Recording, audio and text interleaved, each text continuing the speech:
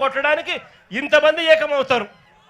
నేను అడుగుతా ఉన్నా, వాళ్ళ మధ్య జరిగిన టెలిఫోనిక్ ఫోన్ సంభాషణలు, కాల్ డేటాలు కూడా ఈ మాదిరిగా అందుబాటులో ఉంటే, ఈ డేటా అంతా కూడా కనిపిస్తూ ఉంటే ఒక్కరినన్నా అరెస్ట్ చేశారని అడుగుతా ఉన్నాను.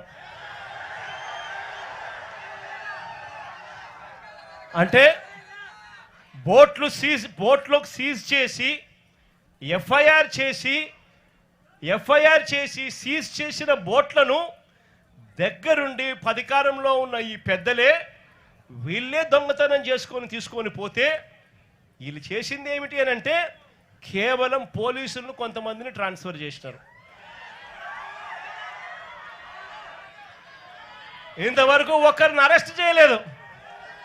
నేను చంద్రబాబు నాయుడు గారిని గట్టిగా అడుగుతా ఉన్నా, అయ్యా చంద్రబాబు నాయుడు గారు, బంగారం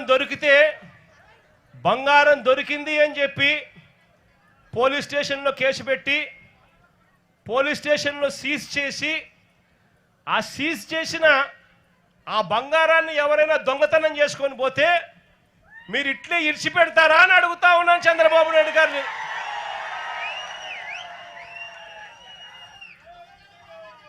మత్స్యకారులు అంటే ఇంత చులకనగా ఉన్న ఈ పెద్ద మనిషి చంద్రబాబు నాయుడు గారికి గట్టిగా బుద్ధి చెప్పే రోజులు త్వరలోనే వస్తాయని చెప్పి,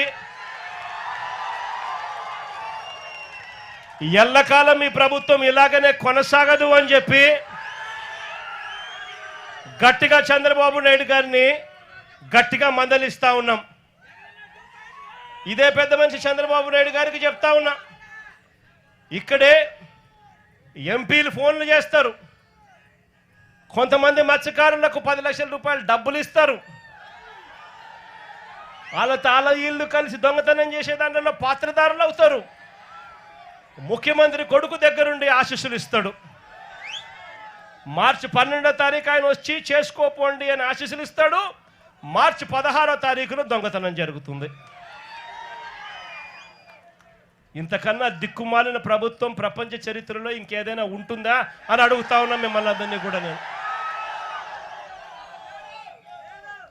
అందరికీ కూడా ఒకటే చెప్తా ఉన్నా, చంద్రబాబు నాయుడు గారి వల్ల ఇవాళ రాష్ట్రంలోని ప్రతి సెక్షన్ కూడా, ప్రతి ఒక్కరూ కూడా ఈ పొద్దు చంద్రబాబు నాయుడు గారిని చీదరించుకుంటా ఉన్న పరిస్థితి.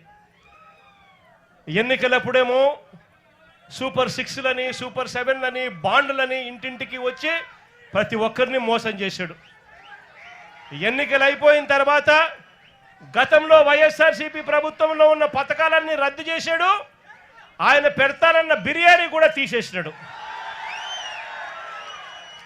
చివరికి పలావ్ పోయింది, బిర్యానీ పోయింది. మరోవైపు చూస్తే చదువుకుంటున్న పిల్లలకు ఫీజులు అందక, ఫీజు రీయింబర్స్మెంటు, విద్యా దీవెన, వసతి దీవెన అందక పిల్లలు చదువులు మానేస్తా ఉన్న పరిస్థితులు. మరోవైపు చూస్తే గవర్నమెంట్ స్కూళ్ళు ఇవాళ అన్యాయమైన పరిస్థితులకి పోతా ఉన్న పరిస్థితులు. గోరుముద్ద కింద మనం తీసుకొచ్చిన పథకం ఈరోజు చిన్నారులు మంచి భోజనం కూడా పెట్టలేని పరిస్థితిలో ఈ రాష్ట్ర ప్రభుత్వం పనిచేస్తూ ఉంది. పిల్లల చేతుల్లో ట్యాబులు కనపడాల్సిన చోట, ఇంగ్లీష్ మీడియం బడుల కింద గవర్నమెంట్ బడులు జరగాల్సిన చోట పిల్లలకు ఈరోజు నాసిరకం చదువులు అందుతూ ఉన్నాయి. మరోవైపున చూస్తే ఆరోగ్యశ్రీ పథకం పూర్తిగా పడకేసింది. పేదవాడు ఈరోజు ఎక్కడైనా కూడా వైద్యం అందాలి అని అంటే లక్షలు ఈ పొద్దు పేదవాడు వైద్యం కోసం కడితే తప్ప వైద్యం అందని పరిస్థితి. ఇక్కడ కూడా నా దగ్గరికి ఎవరో ఒక బోర్డు పట్టుకొని వచ్చినారు, అన్నా నా పరిస్థితి ఇట్లుందన్నా, మా కుటుంబ సభ్యుల పరిస్థితి ఇట్లుంది అని చెప్పి ఇక్కడికి కూడా ఎవరో వచ్చి బోర్డు పట్టుకొని వచ్చినారు. అదే మన ప్రభుత్వ హయాంలో ఏకంగా ఆరోగ్యశ్రీని 25 లక్షల దాకా ఉచితంగా చేసే వైద్యాన్ని పెంచి 3300 ప్రొసీజర్లకు తీసుకొని పోయి ఏ పేదవాడికి వైద్యం బాగోలేకపోయినా కూడా ఆ పేదవాడి చిక్కటి చిరునవ్వుతో వైద్యం అందించిన పరిస్థితి నుంచి ఈరోజు నెట్వర్క్ హాస్పిటళ్ళు పేదవాడిని బోర్డు తిప్పేస్తూ ఉన్న పరిస్థితులకి, ఈరోజు పేదవాడు కనపడితే బోర్డు తిప్పేస్తూ ఉన్న పరిస్థితులకి ఈరోజు నెట్వర్క్ హాస్పిటల్ తయారయ్యారంటే వైద్యమే స్థాయిలోకి దిగజారిందో చెప్పాల్సిన పనుల. మరోవైపున చూస్తే ఉచిత పంటల బీమా గాలికి ఎగిరిపోయింది. మరోవైపున రైతులకు ఏ ఒక్కరికి కూడా కనీస గిట్టుబాటు